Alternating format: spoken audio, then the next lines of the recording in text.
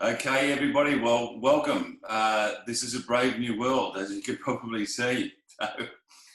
And we're hopefully making ways into the future by doing this, which is pretty incredible, I must admit. And I'd like to thank Margaret for putting this on. She's an amazing woman. I've known Margaret for quite some years, and she's an incredible gallery director and a fantastic person herself that really gets behind the arts for a start. well deserved. And also tonight we have Wyn Vogel, who is the creative director for Fishland Studios.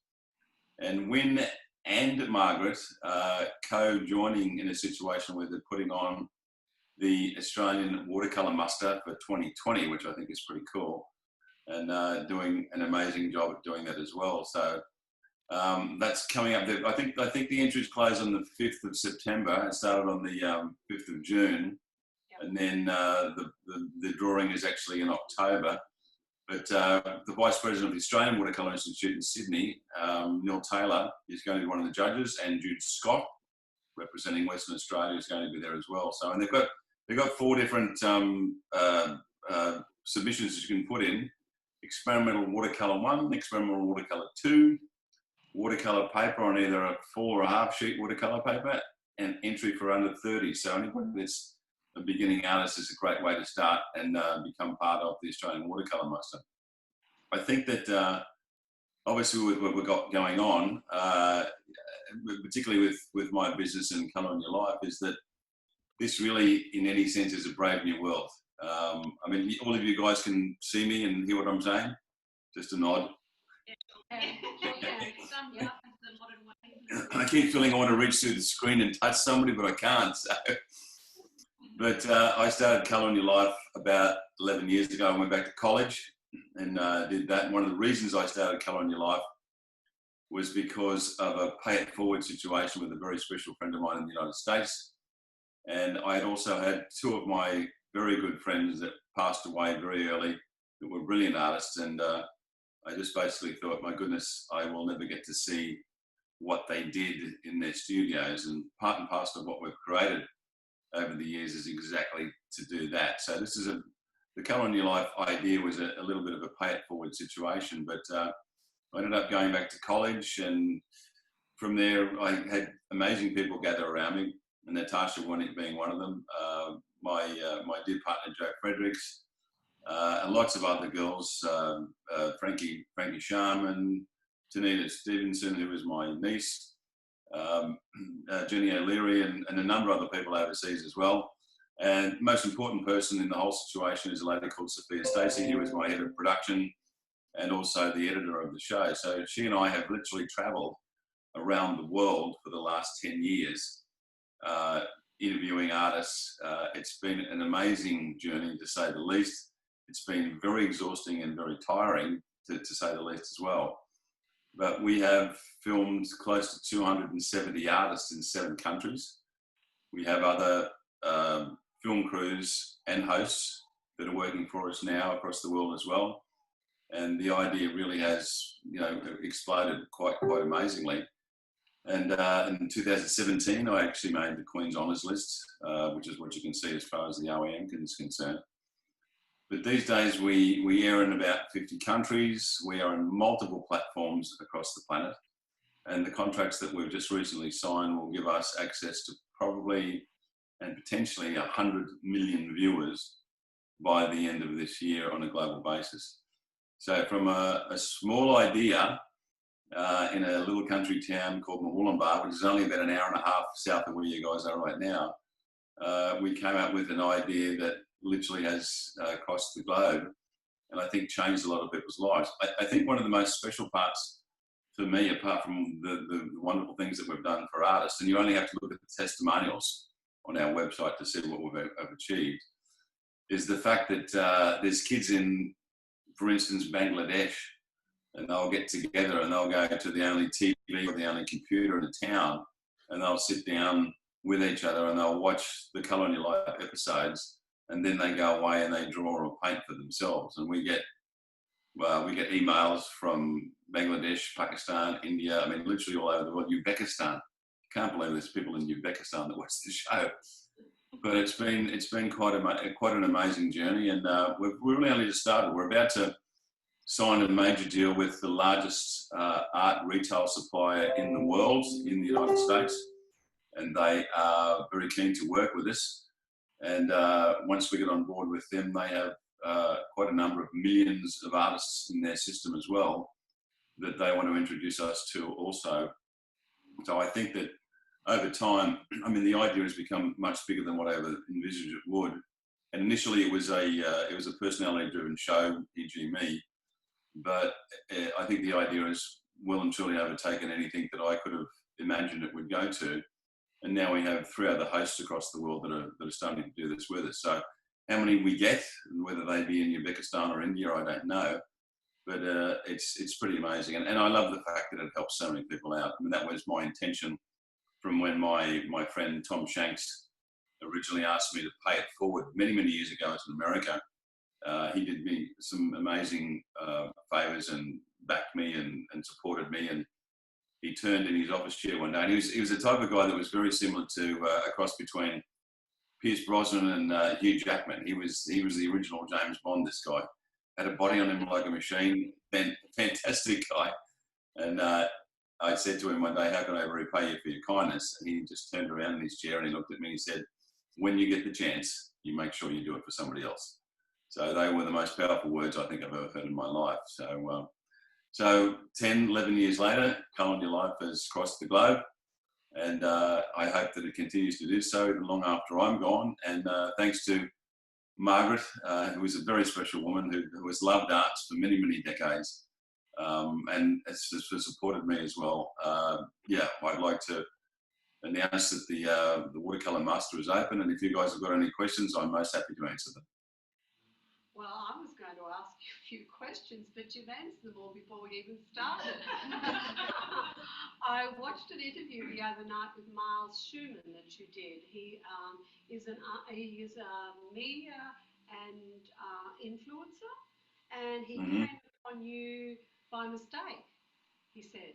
No, he actually came upon me from a paint company, a supply company that produces brushes and paints in New York, because we're affiliated with a lot of companies these days. So, and funnily enough, we actually had House and Garden from London contact us today, and they want to do an editorial on us as well and put us into their system. That happens a lot. But Miles is a very established. He's only a young man, but he's a very influential young man. He's actually interviewed most of the major rock and roll stars and movie stars in the world. Paul Stanley from Kiss, Ozzy Osbourne, Steven Tyler from Aerosmith. So he's got an amazing background for such a young man, and they have been watching what we've been doing as House and Garden has, and basically said, "Look, this is an amazing story. Can we have a talk to you?" So, well, he was fascinated because I watched him, and it was like something he'd never heard before because he's so used to interviewing rock stars. So you're a rock star in your own right, I think. But we're here also tonight to talk about your art, which is running on our screens on the website, because we have a few works here and the rest are on the website. And we're promoting it that way as well. It would be good if Graeme could talk about his art to us and tell us some of I've been asked questions. Yes, I've been asked questions tonight about, do you use the elephant, for example? Is that watercolour? Is it mixed media, or what do you use? well, they're all mixed media to a certain extent. I mean, the watercolours are watercolours and gouache and some acrylics, and then gold leaf. But I think the ones that are in the back of the room, which are the Asian influence pieces that I have done, which are for the Asian market, admittedly. After doing this for as long as I have, and then, I shipped out 2 paintings yesterday to San Francisco, is that we are involved in a global market these days. And if you are smart enough and savvy enough to understand that, there's no reason that you can't sell and exhibit your work across the world. But I think after traveling the globe for the last 10 years and interviewing literally some of the best artists that you could possibly imagine, it really has been an incredible adventure. I remember traveling through sections of the United States. I lived in America for 10 years, so I know the US quite well. But it just fascinates me. I was in Arches National Park last October, August. Yeah, actually this time last year. And just to have the privilege to be able to travel the globe as we do, and then see these amazing places and meet these incredible people, and then be influenced by all of this knowledge that has been that we are helping to accumulate and then pass on. It gets a bit intimidating sometimes and a little confusing, because I'm sitting down with all of these master artists and they're imparting all this information, and I'm sort of going, my God, where do I go? I mean, what do I do? But I have developed these styles and these influences that I think are pretty exclusively mine, and I want to develop those even more. I mean, I just didn't want to paint pretty pictures and then, whether it be a landscape or a streetscape, I just felt that there was so much more that I could actually explore as far as paintings were concerned. And as you've obviously seen from the pieces that you're looking at now, is that they are very much sculptural as well for me. And as I said, the influences come from literally not just the artists that we've filmed, but literally thousands of people that I have come across in my journeys. And, I can't describe to you how amazing it has actually been to travel the world and to do this. I mean, I did this sort of on purpose in a sense. It wasn't so much, it was to pay back or pay it forward from my friend. But I thought that I love to travel, and I'm being on the Harley Davidson, I thought, how can I appeal to the masses? The thing that annoys me about art is the academia and the elitism that's involved in it. And it just literally does not communicate with 95% of the people in the world who could absolutely use what great art education is. And that's the place that I'm trying to get to. I don't care about the professors, and I don't care about the doctors of art. I just care about the people that need to know about this, that can help change their lives as well. And really, that's what art's all about. You know, it's about giving it to everybody. It doesn't matter if somebody likes one thing and somebody else likes the other. We don't care. There's no judgment anymore. Tell me, Yeah. I've known you for an awfully long time, and I know a lot about you, but I did hear about the parrots. And I'd just like to know a little bit more about how that came about, because that's really quite interesting, and considering where the books are kept. Yeah, well, I was always fascinated with natural history and animals as a child. And I did falconry. I actually was one of the few people in Australia that was allowed a falconry license when I was very young. And I helped to hack back, and hacking back means that you help to train birds of prey to actually that have been born in captivity, but teach them how to rehunt and then hack them back into the wild again, so that they go on with their normal lives. As a child, I used to breed parrots, and then I was always very upset when my birds died for whatever reason. I thought it was just a tragedy to see such beautiful animals, no matter what they were, pass away, and then you stick them in a box and you put them in the ground.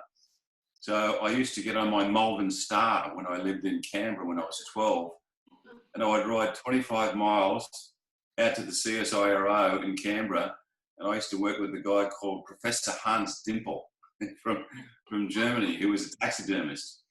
And I learned how to do taxidermy when I was 12, and I studied with him for about 2 years. And I used to take the dead animals myself, if they passed away naturally, of course. And then I would put them into various positions and I would paint them. So the whole thing came together when in 1987, I was contacted by the largest pet book supplier in the world. And they asked me they commissioned me to do the Atlas of Parrots, which was one of the largest books on parrots in the world. And actually, I'm not sure if it's still there now, but at the time that I saw it in London in the 90s, it was under glass beside John James Audubon and John Gould. And my girlfriend at the time pointed it out to me when we went there, a huge fan of David Attenborough, so I love natural history museums. I go there to see the taxidermy and see what other people have done.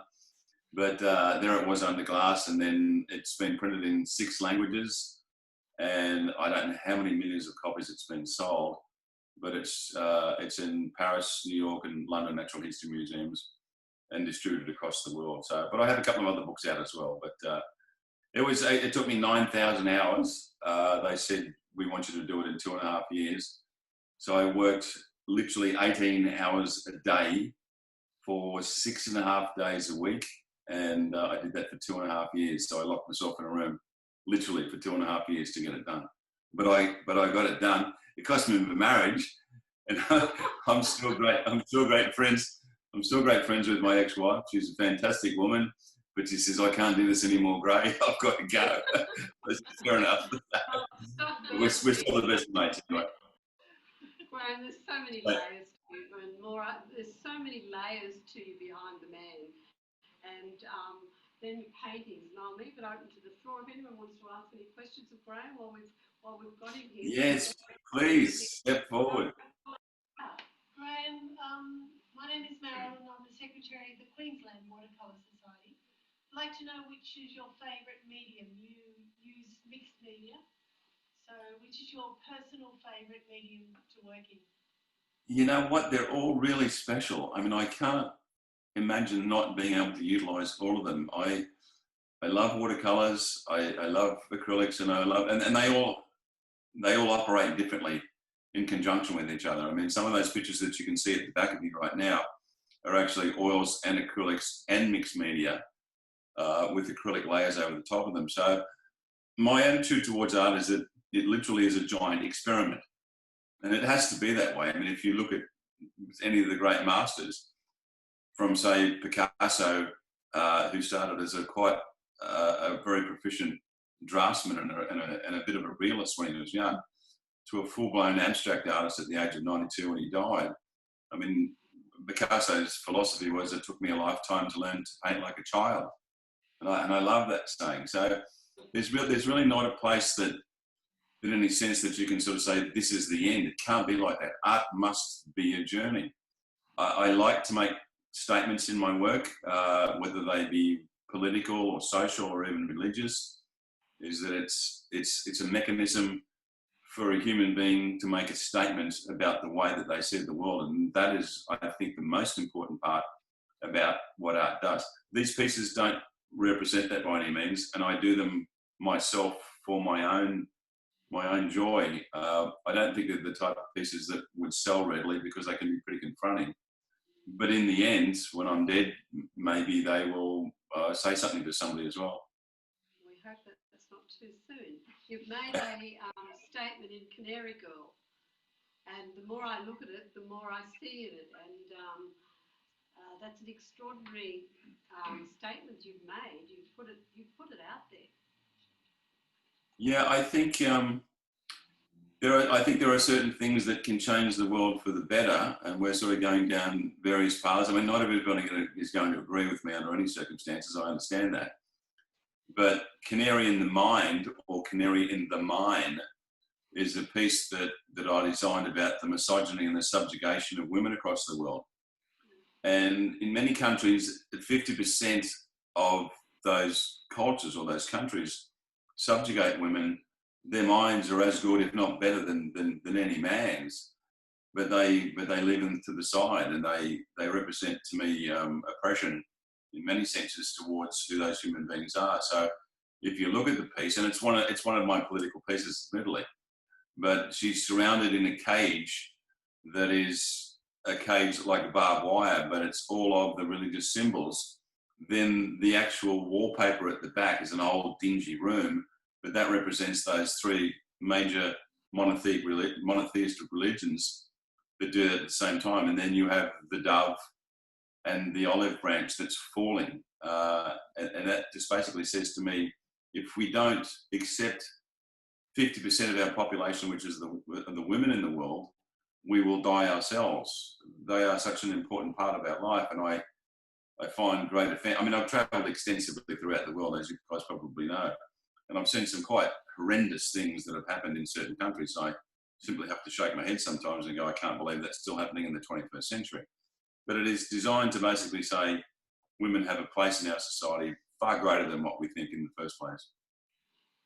Graeme, the animals that you paint, you've been to Alaska, you've been to where the panda bears are and where the zebras are. You've been around and you've personally seen every one of these.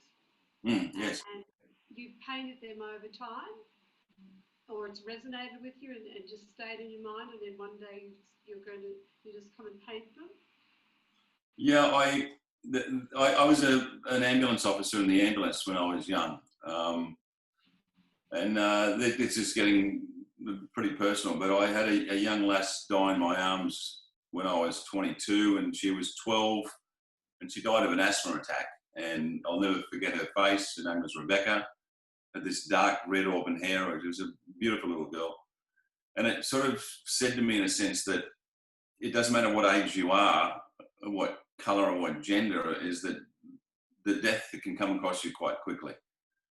And it was when I would always wanted to be an artist, but it was at that moment, it was literally in the week after that young lass had passed away, that I said to myself, I can't just sit and accept the things around me for what they are. I have to go out, and even if I die in a year or I die in 30 years, it doesn't matter. I have seen what that does in the world. I've seen death very, very close up. And I thought, well, I really want to pursue a life that is full of energy and adventure and exploration and learning most of all. I mean, that's the thing that I have loved in my journeys across the world. And I've circumnavigated the globe many, many times. I've lived in 5 countries. I have literally friends all over the world that are very dear to me. And I look at life as an adventure. It's absolutely the most amazing adventure in the world. And, you know, in 100 years' time or a million years' time, it won't make any difference to anybody or anything. But at the time, it makes a great deal of difference on the knowledge that I obtain and the information that I can pass on to other people as I go through life.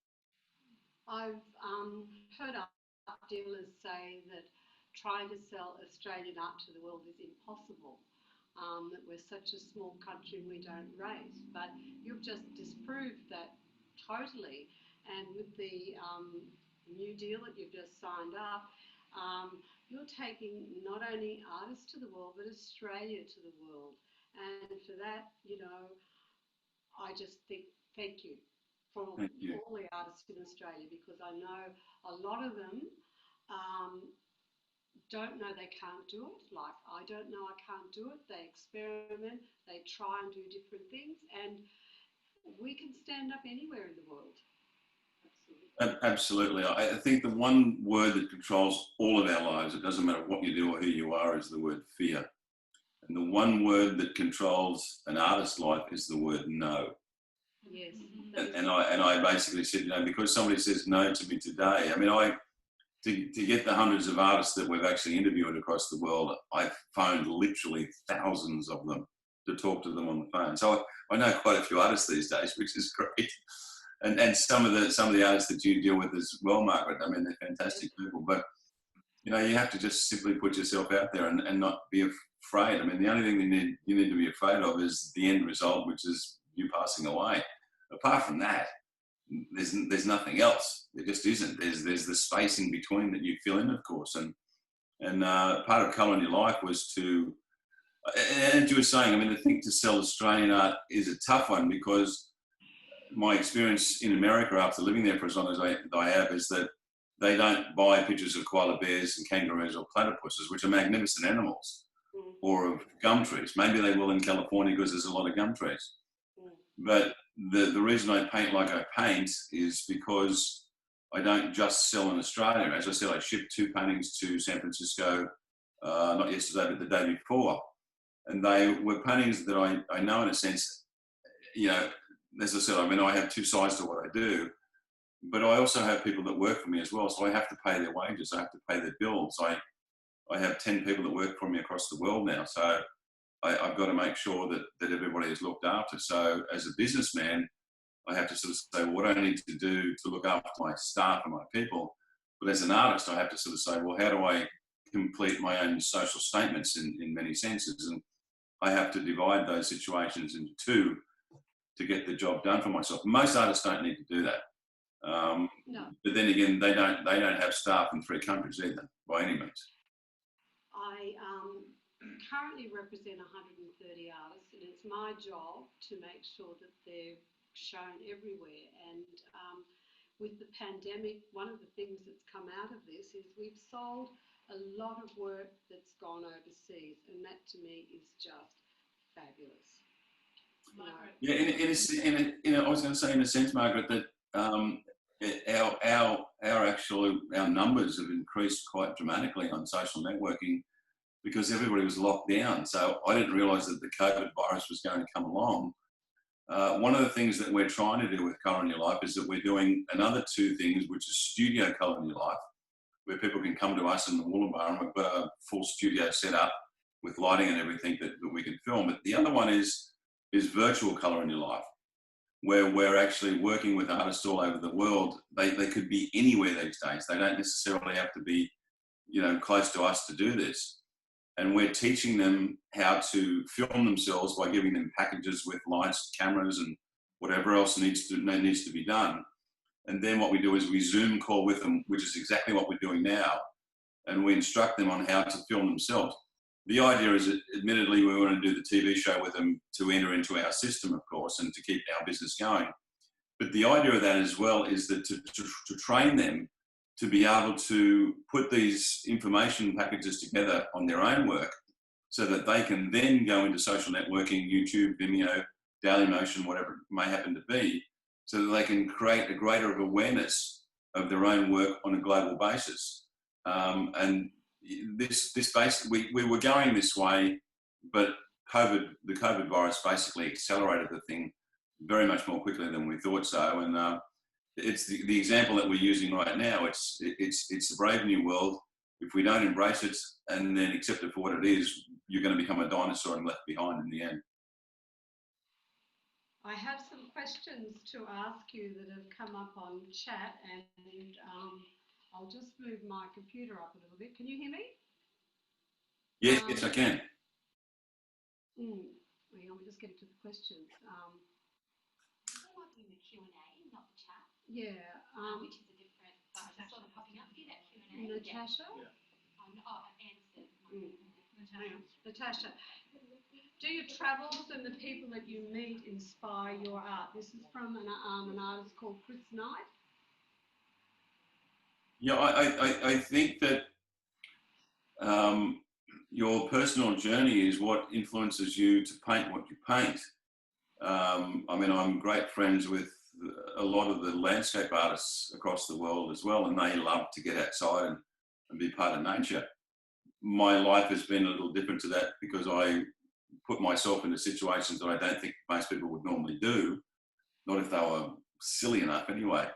But I wanted to experience the maximum emotions that I could find across the world, and I put myself into positions where I probably shouldn't have, but that in a sense molds who you are as well. I think that that's part of the influence of what we create. And each to their own. You can't specifically say that a landscape artist is as good as an abstract artist. I mean, it's very subjective. It's like comparing Rembrandt with Picasso. You simply can't do it, but they're regarded both as masters. I hear people sort of say, well, if it's not an impressionist painting, or if it's not by Rembrandt, it's not a painting at all. That's just nonsense. You literally can't do that. So each to their own. In saying that, once again, is that I talk to many artists. I mean, we do a lot of counselling and helping them with their marketing, is that they get trapped in situations where they love what they do, which I think is fantastic, but they don't see the other side of their business, which is, does anybody else love what I do as well? And you can be a poor artist and have 3 or 4 jobs and then die and become famous when you're dead, but that doesn't really help you to pay your bills. So you've got to be practical about the way that you see the world as well. I have another question for you from Bruce Griffiths, who's in Toowoomba. As an artist, was there a time in history when you knew you were on the right path, that special feeling? Not really, to be honest with you. Like as Picasso said, he was 92 when he said, it took me a lifetime to learn how to paint like a child.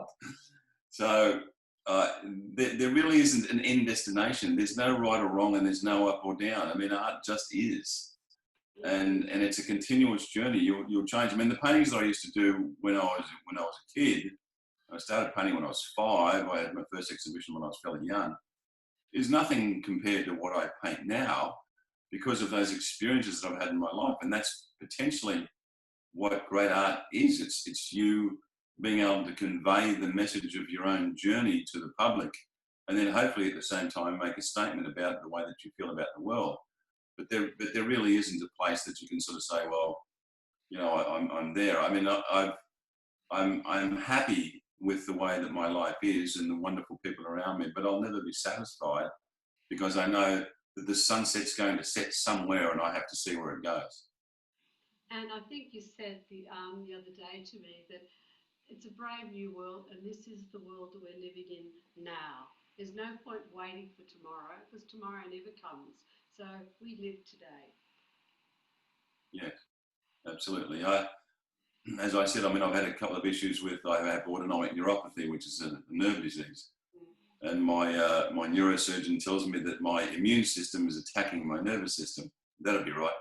He says it's extremely rare. And my mother said to me, that'll be right. You couldn't get a normal disease. You have to get the rarest one in the world. I said, sorry about that. But I feel fine, and I'm getting stem cell injections. I'm getting immunoglobulin every month. It was at the Wesley until they stopped me from coming across the border. So, but I feel fine. I'm energetic. I've got a long way to go yet. I really believe that, and I want to know that what we've started, not just me, but my team, who are an amazing group of human beings, just incredibly talented people. I mean, what we started doesn't exist in the world.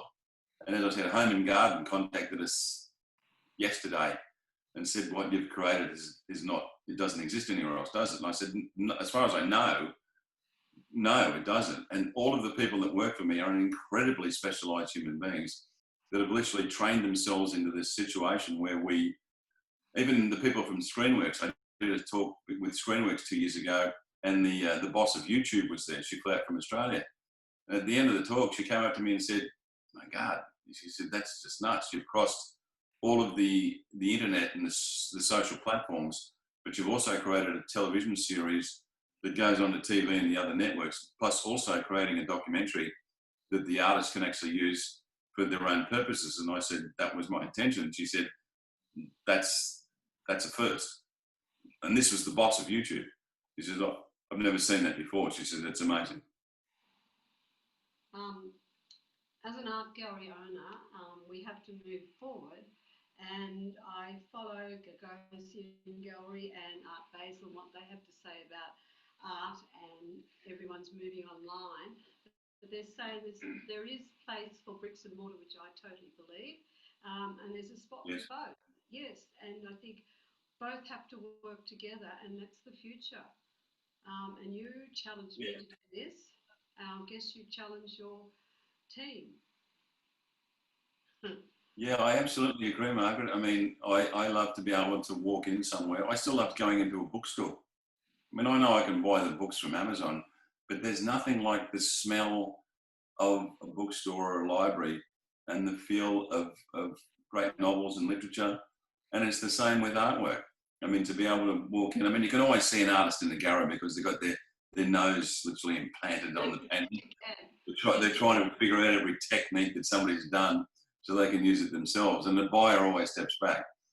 But I think it's still so important regardless. I mean, you can only go so far with internet buying. I mean, I do sell that way quite regularly, I must admit. I mean, I did a television show in Los Angeles for 10 years, and I sold my work to 70 million viewers every year just over the TV. And they would sell 25 paintings in 2 hours, which I thought was quite amazing. But there's just nothing like the smell and the feel and the touch of going in and seeing a great piece of artwork. I mean, I visited most of the major galleries across the world, and I just love sticking my nose up to a constable. When the guys, the security guys go, you've got to get back behind the lane, sir, I'm sorry.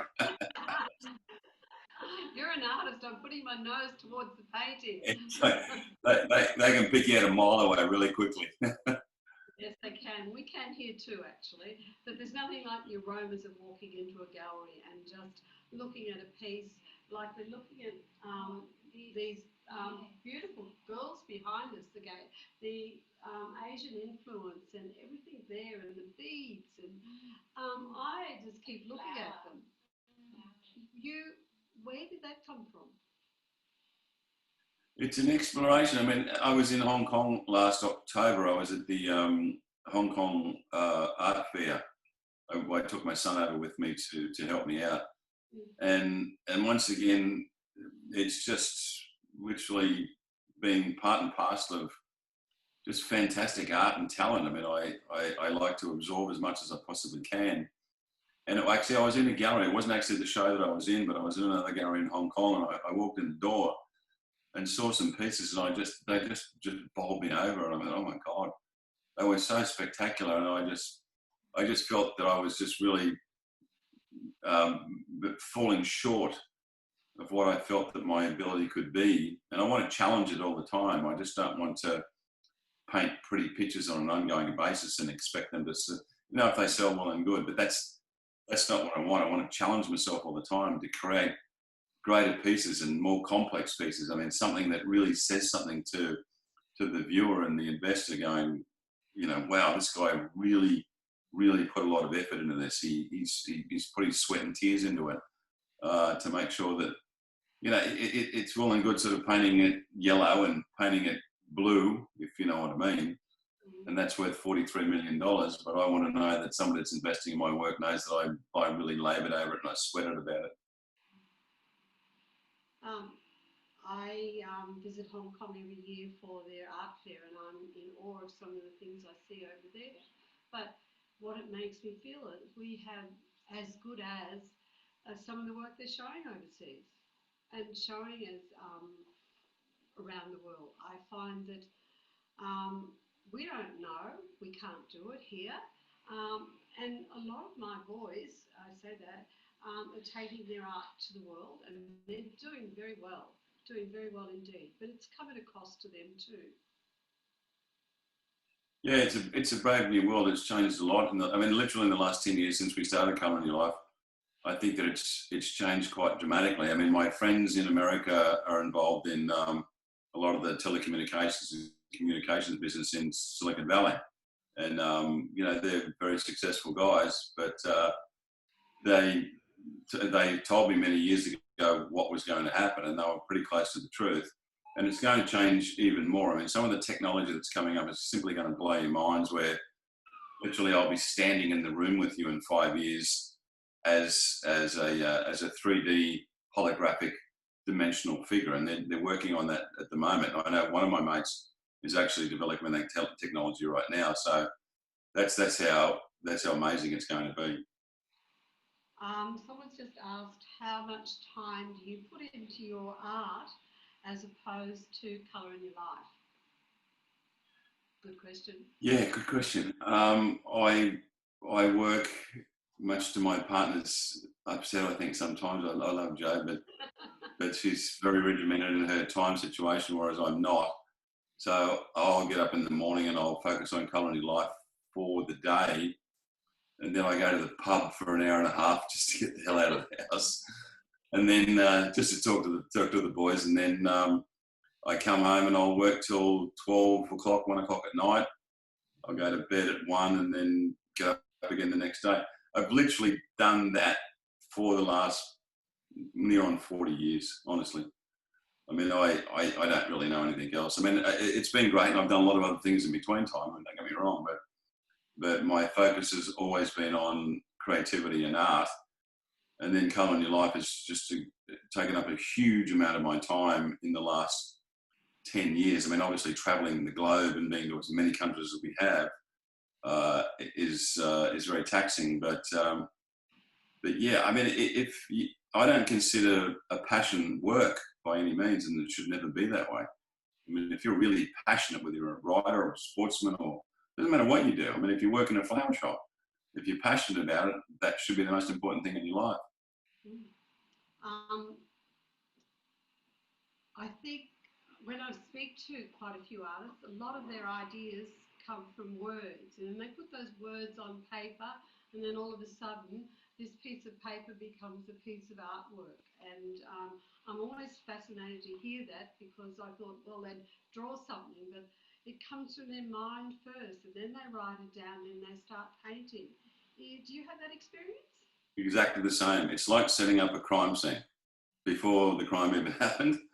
And I'll take bits and pieces of paper. Word association is extremely important, because then that gives you a visual key to go off. So, and I always do, in many cases, I'll do a preliminary sketch. I can always change the sketch. I mean, the picture of the geishas behind was actually a sketch before I even started, because I needed to position all my characters and find out what I was going to do. Particularly with my big pieces. I mean, if you look at The Truth, which is a painting that's 17 feet long and 8 feet high, I think it is, which goes into a whole bunch of things that I feel about the world. But it took me 3 months just to lay the picture out in sketching. I mean, the sketch itself, which I've still got, the sketch itself was probably 6 or 7 feet long and 3 or 4 feet high. But I worked on it over a 3 or 4 month period to get where I wanted to with the drawing, because it's so much easier once I've done that to be able to get it copied and then to draft it into the huge piece that I need to be able to draft it onto a canvas. It's very difficult otherwise to be able to do that. Many clients have asked artists, how long did it take you to paint that painting? Well, there's lots of answers to that, but some it comes easy, others it doesn't. I mean, Herman Peckel and Joseph Bookich, who you know very well, I constantly learn from them, and I'm in awe of them, but painting to them comes easy. But they're still at it, and they're raising the bar here in Australia for other artists to come up to them, and I think that's great. Yeah, I mean, the pieces that you can see in the room took me 55 years to paint. Yes, yes. If you know what I mean. That's what I wanted you to say. And I'm 62, so it might give you an idea. Did I hear you say that you started at 5? Yeah, I did. Yeah, I got my first oil set. I didn't know what the hell I was doing when I was a kid, of course. But mum and dad, I was always drawing. My mum and dad have still got my first drawing, and it was a Brer Rabbit with a satchel over his shoulder, because I heard Uncle Remus stories. I thought that sounds pretty cool. And I did Brer Rabbit when I was 5 years of age, and my mum still has the drawing that I did when I was 5. And it hangs in her bedroom. But yeah, I mean, some people want to be scientists, some people want to be doctors. I mean, they used to say to me when I was a kid, what do you want to do? And at the age of 5, I said, I'm going to be an artist. And they said, well, of course you are. You'll end up being something else. But it's like, yeah, okay. But that's what I knew I wanted to do. And, all those years later, that's exactly what I am. You had family support, your parents supported you. You must have been a bit of a trial for them at times, I would imagine. I was really wild when I was a kid. And the only reason I can say that is I went to a Catholic boys' school for 12 years. They taught me a lot of things I didn't want to know. And I ended up, I was in more fights that you can even possibly imagine. So my dad used to just look at me and he said, you're either going to die or be a boxer or do what you want to do. And I said, fair enough. You don't get a head like this by growing flowers, I can assure you. I've got a question from Lynn Copel. She says, do you have a title and then paint, or vice versa? Or do you do the painting and then mull over the title? They sort of tend to come together, because if you're trying to make a statement, the title's probably already there, but you don't specifically know until you've done the draft sketches and done the word association with the whole situation. And once you've done that, then, before you actually start the original, you pretty well know what the title of the piece is going to be, because it's got to have meaning behind it. And that meaning comes from the title. The title can be incredibly important in a piece because it evokes other people's imaginations on where you're going with the piece for a start. I have another question, but I really think you've answered it. I really appreciate your video and artworks. I noticed that there are some Oriental ladies in your works. Could you please introduce something about them, inspiration, technique? I think it's technique more than anything else, and your inspiration. Yeah, I mean, that's really hard to explain. I mean, we try and put out as many instructional, well, I try and put out as many instructional videos as I can. And we've got another one coming out tomorrow morning on the Dragon Lady, where I actually go over how I paint the colours and the palette for her face, because it's difficult for me to try and do both sometimes. I mean, sort of racing around with the camera, which is what we're teaching people how to do, of course. But yeah, that's a lifetime journey. I mean, I think it gets down to the stage where you sort of kind of know what you're going to do, and I figured out it's like constructing a house or a book or something else. You've got to put all your foundations and your platforms down. If you do something that's out of place in the process, you don't end up with the right results that you need. So you actually plan out the whole mechanism of the painting by starting with the sketch and then saying to yourself, well, how am I going to create this and not go back and forward to try and do the job? I mean, you know, the piece, the geishas, there's probably 200 hours of work in that piece, but it could have been 250, but I didn't want it to be that. I had to construct the piece as best I could, get it to a place where I could maneuver myself to finish the job. I have a lot of people in the room here tonight that I'm sure that they'd like to ask a question, and while you've got Graeme here on screen, do you have any questions? Would you like to come here? Graeme can't hear unless you're up here. Yeah, you've got over here. So we've just got some questions for you. There you go. You just introduce yourself. Yep. Hi, I'm Heather. I saw you posted the as you go photos on Facebook of the geishas. That was really lovely, but to come and see that finished is just brilliant.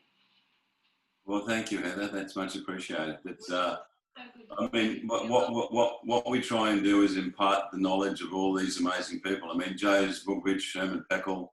Yes. We've filmed some of the greatest artists in the world, and to have that information for perpetuity now, and the guys really appreciate it.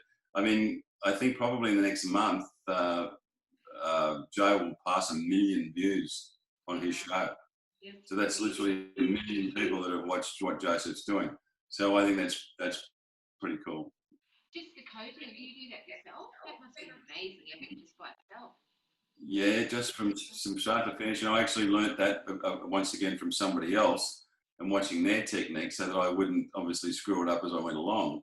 Incredible. But yeah, I knew exactly what I was doing when I actually started the process. And it's a bit laborious sometimes, but if you don't take the right steps, it's the same steps to be successful.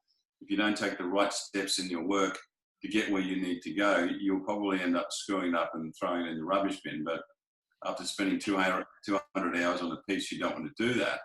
So I am mostly well aware of what I'm supposed to do because of the fact that somebody else taught me how to do it. Well, thank you for showing your art. It's been beautiful to come and see it. Thanks. Thank you for that. Thank you for coming along. Questions while you're here? I mean, now's the chance. Win. You must have something that you'd like to ask. No, I've been absorbed by seeing the work. Oh, there you go. It's really interesting because the conversation we had on the phone where you said everyone says to you, you're the guy that rides a motorbike, and it's really interesting to see, and the variety of work you've got from your wildlife pieces to these figures, and the figures are exquisite. So it's amazing. It really is. Life's a journey, and so is art. Seriously. We've had quite a number of viewers on our website looking at your work, and I'm big on statistics and things, and been some pretty extraordinary numbers there too, which is good. I mean, Joseph and Herman normally knock it out of the water, but you're doing pretty well as well. That's great. Yeah. Anyone else like to ask Graeme a question while we've got Graeme, this painting here of the geishas, I'm presuming. Can you hear me? you need to come Yes. here. Oh. Were you inspired by the Egyptian paintings on the walls? Because you've got two major people and then a smaller one. So Yeah, I love. I mean, I have painted. Yeah, I mean, I love archaeology and history as well, and I have painted Egyptian-based pieces over the years for clients and for companies that wanted that. And not so much in that particular picture, I must admit, but yeah, I mean, I love the history of Egyptology. They're fascinating culture, without a doubt. My God, I mean, a lot of the belief systems that we have these days, particularly in a religious behalf, actually stem out of Egypt itself. But they're good points. I'm actually studying some stuff right now where I may be painting some pieces like Nefertiti, Akhenaten, Hatshepsut. Have you heard of who that is?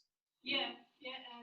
Yeah, that was the only female pharaoh in Egypt over the extent of the whole dynasty. So, but just some fascinating stuff. I mean, I just love the history. I mean, when I'm working, I either have a documentary going or a YouTube documentary, and I sit there and I listen to it. So I try and absorb as much information as I possibly can.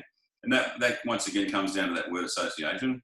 It's absorbing all that information so that your mind sort of tends to operate on its own. And I'll think of, or I'll dream of paintings while I'm asleep, and I'll wake up and I've got a book that I write things down in as well. So it's fascinating. I just love the way that the human mind works. You put enough information in, you're bound to get the shit out at the end that you want. So that's the way it work. My team tell me my head goes faster than what comes out of my mouth, so I don't know what that actually means, but I think it means my head's going like this and my mouth is just slowly going. I've been in this industry now for 22 years. I can't see myself stopping. I had a long conversation with Jamie Boyd, Arthur Boyd's son, and he said, why would you stop? I mean, that's your life. My best-selling artist is 93, and he paints every day. So, you know, it's not a job, it's a lifestyle, and it's a love. And Well said. yeah, it is. And you have a great love, and I've learned so much from you, and I'm so grateful to have met you when I did, and following and being with you on your journey. Thank you, Margaret. I feel exactly the same. The feelings are reciprocated, I can assure you. Unless anyone else has any questions, I might like, oh, yes. Yes, too. Angie, yes, here's our Angie, our waitress extraordinaire. Hello, welcome. Hello, darling. Hello, I'm always very privileged to serve drinks for exhibitions for Margaret and her lovely staff. And I get to see the art, of course. There's a lot of art. I actually bought some, but not yours, sorry. This panda painting, down in the left-hand corner, you've got your bamboo shoots, which are green, yellow, and red. Is it a Rastafarian leaning there? A little bit of a Jamaican colouring there? Well, funny enough, I used to have a 72-foot boat that I was on in Vanuatu, and I actually plied the oceans of the Pacific with 8 native guys with me for 2 years on an adventure. It was pretty amazing, and they are sort of the colours that come out of Vanuatu, funny enough, not out of China. So, yeah, I mean, once again, it's one of those things that all of those life's experiences that you sort of tend to pour into one place. But yeah, I'd say the colours probably come more from me sort of ploughing the 83 islands of Vanuatu for as long as I did. Well, you can actually see lots of patterns in the bamboo, in the pandas' faces as well. So yeah, I mean, sort of, sometimes I'll start something. I mean, particularly those pieces, the ones at the back, I really do plan out quite a lot. There's a difference in them where there's a lot of pre-thought that goes into them. But the panda and the tigers is something that sort of comes from the gut, and I just start. And if I feel that something's going to work for me, I just tend to go with it. So those ones, as complicated as they look, are nowhere near as complicated as the ones at the back of the room. So. I was just going to invite anyone that's online if they wanted to ask any questions before we wind this up. Natasha, have you got anyone there that might like to ask a question? From me, no. No. So I think all the questions have been answered. What's next? yes, what's next for Graeme? I mean, 100 million viewers, and yeah, what's next? Well, it's not so much what's next for me, it's what's next for the idea. And I was just the guy that started it. It's much bigger than I thought it was going to be. And we have different hosts and different crews that are doing this now. And, you know, if I live for 10 or 15 years, great. I would like to think that the idea itself will continue on so that we can film and keep this information. I mean, as I said, one of the reasons I did this was I had two mates pass away from very tragic situations in my 30s, and I thought I'll never get to see what they did. And I thought that was such a shame. So if we can continue this, I think that in the years to come, when people log into Colour in Your Life or see it on YouTube, they'll be able to go in there and say, look, I learnt this from Colour in Your Life, and whether I'm there or not doesn't make any difference at all. Well, I know that you challenged me. You challenged me on this one. I'm thinking, how can we do this? And we have. We've actually opened an exhibition online. Wonderful. Absolutely wonderful. Thank you. Yeah. And thank you for being with us tonight. You've put colour in our lives and you make a dull day bright. Thanks, Graeme. And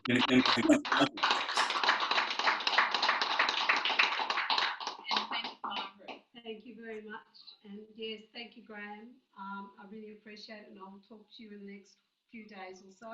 And you take care of yourself. Thank you both. Thank and you. remember, as I always say, remember, make sure you put some colour in your life. Yes, yes, we will. Thank you. Thank you very much. Yeah. Right.